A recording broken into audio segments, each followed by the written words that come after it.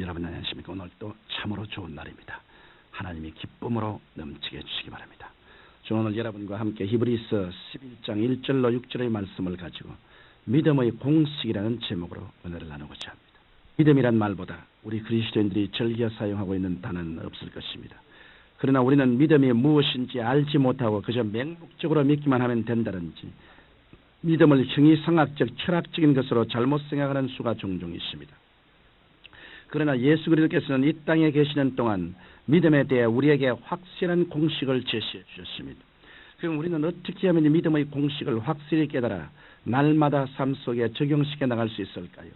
첫째로 주님께서는 믿음의 첫 번째 공식은 바라는 것이라고 말씀하셨습니다. 마음속에 소원이 없는 사람에게는 하나님께서 믿음을 넣어주실 수가 없습니다.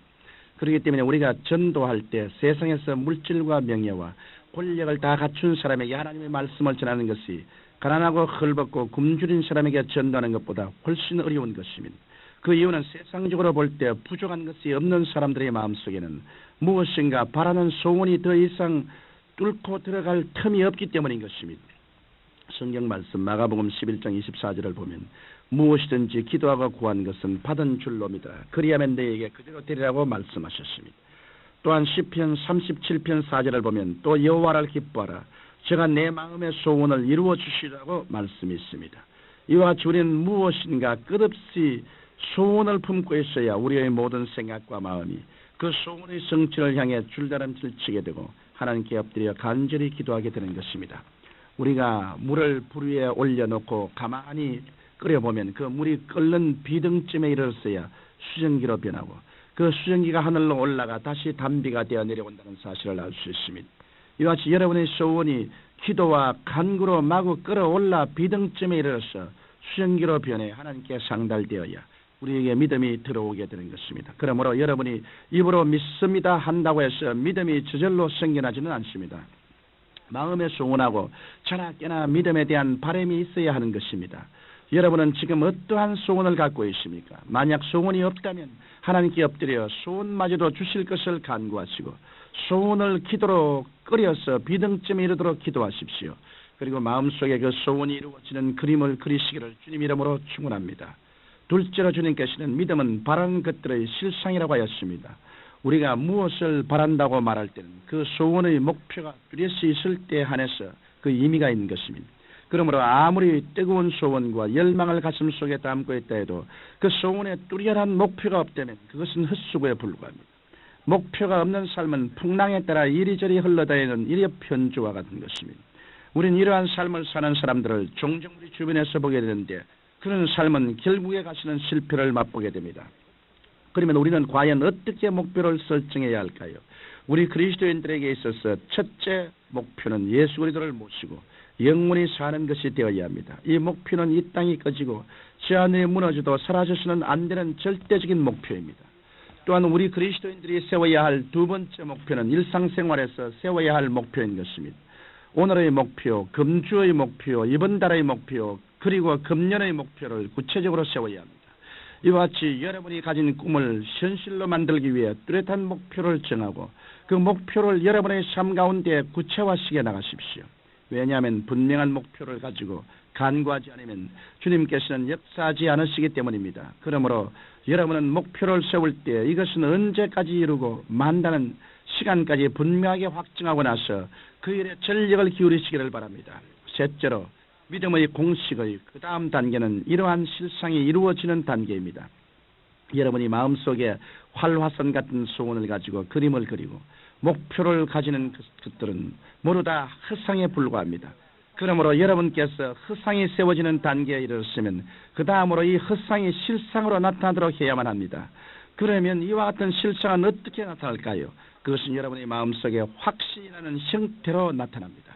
여러분이 목표에 기간을 정하고 꾸준히 하나님께 부르시어 기도하면 어느 때 갑자기 여러분의 마음속에 염려와 근심이 사라지고 바라는 것이 이미 이루어졌다는 믿음과 함께 마음속에 형언할 수 없는 평안이 강물처럼 넘쳐나게 됩니다. 바로 그때가 실상이 이루어진 것입니다.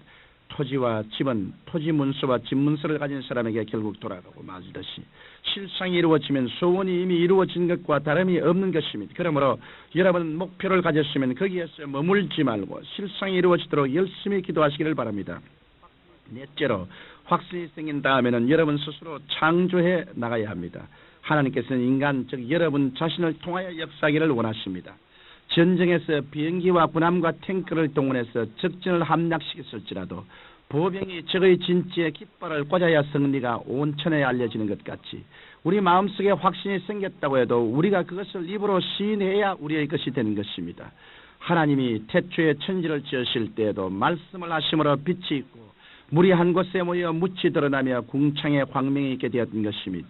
그럼에도 불구하고 오늘날 우리 주위에는 입으로 시인할 때 뒤따르는 창조적인 위력을 까맣게 잊어버리고 밤낮으로 주시옵소서라고만 외쳐야 되는 사람들이 많이 있습니다.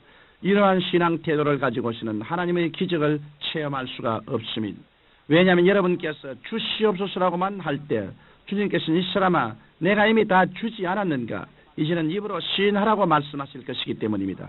그러므로 여러분의 마음속에 실상이 생겼으면 그 실상을 입으로 시인하시기 바랍니다. 내 병은 낫, 가정은 화목하다, 사업은 번창한다라고 입으로 시인할 수 있어야 되는 것입니다. 하나님께서는 여러분을 통해 역사하시고자 하시는데 여러분이 입을 봉한 채 하늘만 쳐다보고 있으면 어떻게 역사가 일어날 수 있겠습니까?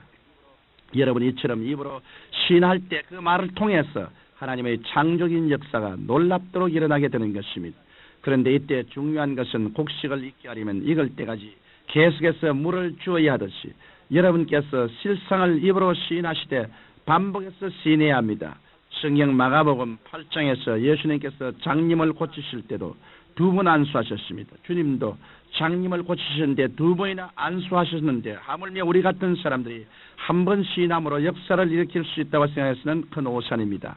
그러므로 여러분은 긍정적이고 창조적이며 생산적이고 진취적인 하나님의 말씀을 여러분의 환경 속에 끊임없이 시인하게 되기를 바랍니다. 우리는 지금까지 믿음의 공식에 대해 살펴보았습니다. 먼저 마음속에 뜨거운 소원을 가지고 그 소원에 대한 그림을 그리고 그 뚜렷한 목표를 설정하여 실상을 이루고 그리고 창조적인 말씀을 더해주는 것이 바로 믿음의 공식입니다. 그러므로 여러분은 믿음의 공식대로 행함으로써 믿음을 개발하시고 키워가시기를 주님 이름으로 축원합니다. 전능하신 아버지 하나님이시여, 믿음은 바라는 것들의 실상이요 보지 못하는 것들의 증거라고 하였사오므로 이 믿음의 공식대로 우리 믿음을 개발해서 우리의 운명과 환경에 크나큰 변화와 창조를 가져올 수 있도록 도와주옵소서. 예수님 이름으로 기도드리옵나이다. 아멘.